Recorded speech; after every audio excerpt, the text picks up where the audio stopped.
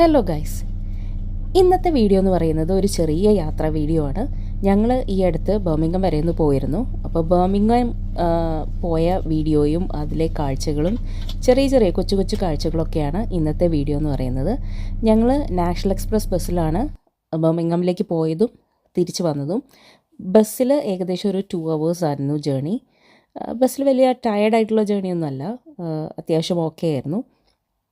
Then നമ്മൾ Birmingham പോകുന്നതിൻ്റെ ലക്ഷ്യം എന്ന് പറയുന്നത് ആക്ച്വലി സ്ഥലം ചുറ്റിക്കറങ്ങി കാണാമെന്നുള്ളതല്ല നമ്മുടെ മെയിൻ ലക്ഷ്യം. എൻ്റെ പാസ്പോർട്ട് റിന്യൂവലിനുള്ള സമയമായി. അപ്പോൾ ബർമിംഗം VFSലാണ് അപ്പോയിൻമെൻറ്റ് കിട്ടിയിരിക്കുന്നത്. അപ്പം അതാണ് നമ്മുടെ മെയിൻ ലക്ഷ്യം എന്ന് പറയുന്നത്. ആ കൂടെ ബർമിംഗം നമുക്കൊന്ന് കാണുകയും കൂടെ ചെയ്യാമെന്ന് മാത്രം. അധികം സമയം നമുക്ക് ബർമിംഗം ചുറ്റി കാണാൻ വേണ്ടി കിട്ടില്ല. കാരണം VFSൽ നിങ്ങൾക്കറിയാം കുറച്ച് സമയം എന്തായാലും സ്പെൻഡ് ചെയ്യേണ്ടി വരും. അപ്പോൾ അത് കണക്കാക്കിയാണ് പോകുന്നത്. ഫസ്റ്റ് ഡെസ്റ്റിനേഷൻ എന്ന് പറയുന്നത് ശരിക്കും പറഞ്ഞാൽ VFSലേക്ക് പോകാമെന്നുള്ളതാണ് പ്ലാൻ. പിന്നെ ഉള്ളൊരു കാര്യം എന്ന് പറഞ്ഞു കഴിഞ്ഞാൽ എന്താണ്, പിന്നെ ബർമിംഗം എല്ലാവർക്കും അറിയാമല്ലോ, UK സെക്കൻഡ് ലാർജസ്റ്റ് സിറ്റിയാണ്. അപ്പോൾ അത് കാണാനുള്ളൊരു എക്സൈറ്റ്മെൻ്റ് ഉണ്ട്. അത്തരമൊരു സിറ്റി നമ്മൾ പണ്ട് മുതലേ കേട്ടിട്ടുള്ളൊരു സിറ്റി ആകുമ്പോൾ അതിൻ്റെ ഒരു എക്സൈറ്റ്മെൻ്റ് ഉണ്ട്. അങ്ങനെ ഞങ്ങൾ അവിടെ എത്തി. അപ്പോൾ നമ്മൾ ഫസ്റ്റ് VFSലേക്ക് പോകുന്നതിന് തൊട്ട് മുന്നേ എന്തെങ്കിലും ചെറുതായിട്ടൊന്ന് കഴിച്ചിട്ട് പോകാമെന്ന് വിചാരിച്ചു. കാരണം ഏർലി മോർണിംഗ് ഇറങ്ങിയതാണ്. സോ ഞങ്ങൾ McDയിൽ പോകാമെന്ന് വിചാരിച്ചു. കാരണം ഈസി ആയിട്ട് പെട്ടെന്ന് നമുക്ക് അങ്ങനെ ഇരുന്ന് കഴിക്കാനുള്ളൊരു പ്ലാൻ അല്ല ഉള്ളത്. പെട്ടെന്ന് കഴിച്ചിട്ട് VFSലേക്ക് പോകാൻ. പക്ഷേ McDയിൽ എത്തിയിട്ട് അവരുടെ ബ്രേക്ക്ഫാസ്റ്റ് മെനു ചെക്ക് ചെയ്തപ്പോൾ ഞങ്ങൾക്ക് സത്യം പറഞ്ഞാൽ ഇഷ്ടപ്പെട്ടില്ല. അപ്പം നേരെ അടുത്തുള്ള സബ്വേയിലേക്ക് വിട്ടു. സബ്വേയിൽ അവിടെ നല്ല ചിക്കൻ ടിക്ക ഓപ്ഷൻ ഉണ്ടായിരുന്നു സാൻഡ്വിച്ചിൽ. സോ ബ്രേക്ക്ഫാസ്റ്റ് ഞങ്ങൾ ചിക്കൻ ടിക്ക സാൻഡ്വിച്ചാണ് കഴിച്ചത്, which was really good and tasty. Because tikka ആയതുകൊണ്ട് കുറച്ച് നല്ല ഫ്ലേവേഴ്സുമായിരുന്നു.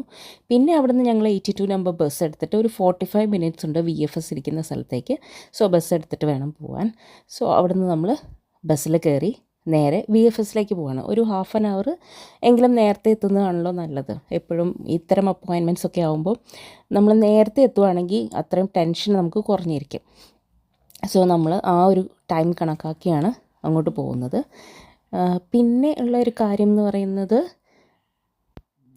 ഞാനവിടെ ശ്രദ്ധിച്ച ഏറ്റവും പ്രധാനപ്പെട്ട ഒരു കാര്യം എന്ന് പറയുന്നത്, നമ്മൾ ബസ്സെല്ലാം ഒരു 90% നാഷണൽ എക്സ്പ്രസിൻ്റെ ബസ്സുകളാണ് അവിടെ പ്രൈവറ്റ് ബസ്സസ്സായിട്ട് ഓടുന്നത്.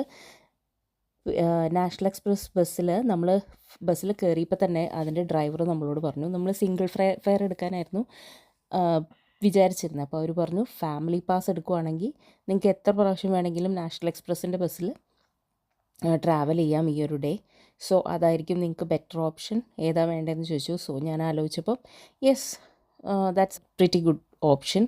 അതുകൊണ്ട് തന്നെ നമ്മൾ ആ ഒരു ഫാമിലി ടിക്കറ്റാണ് എടുത്തത്. സോ അതിൽ 5 പേർക്ക് ഒരു ഫുൾ ഡേ എത്ര പ്രാവശ്യം വേണമെങ്കിലും നാഷണൽ എക്സ്പ്രസ് ബസ്സിൽ ട്രാവൽ ചെയ്യാം. 9 point something ആണ് റേറ്റ് വന്നത്. So it was good. അതുകൊണ്ട് അതെടുത്തു.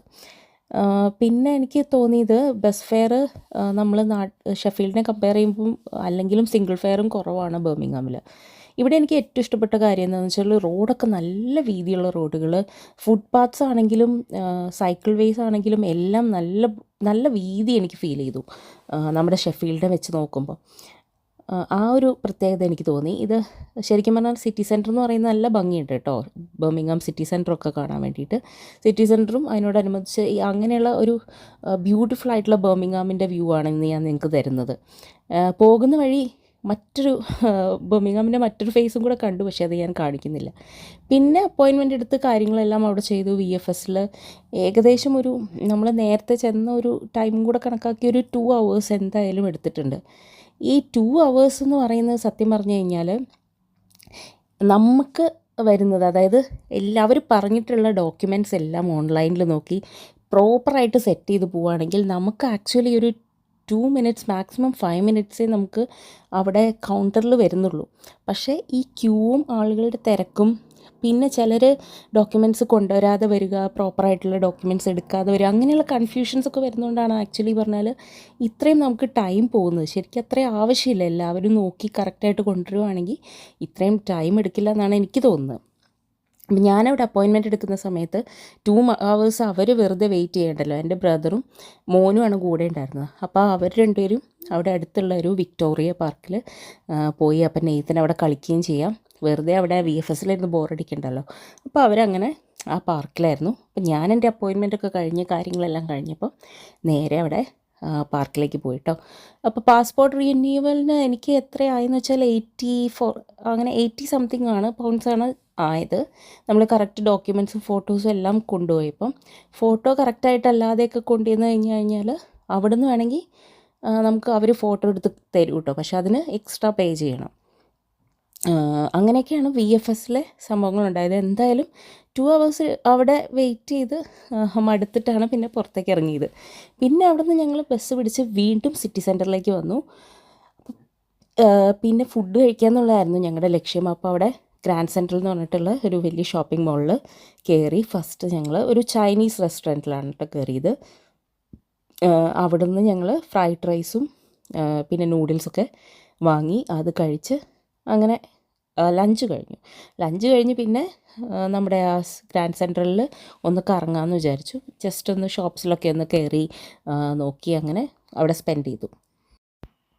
ബുൾറിംഗ് ആൻഡ് ഗ്രാൻഡ് സെൻട്രൽ എന്ന് പറയുന്ന ഈ ഷോപ്പിംഗ് സെൻറ്റർ ബർമിംഗ്ഹാമിലെ ലാർജസ്റ്റ് ഷോപ്പിംഗ് സെൻറ്ററാണ് കേട്ടോ. പിന്നെ ഇതിൻ്റെ സെൻറ്ററിൽ തന്നെ ഒരു വലിയ ബുള്ളിൻ്റെ സ്ട്രക്ചർ വെച്ചിട്ടുണ്ട്, ഓസീത് ബുള്ള്.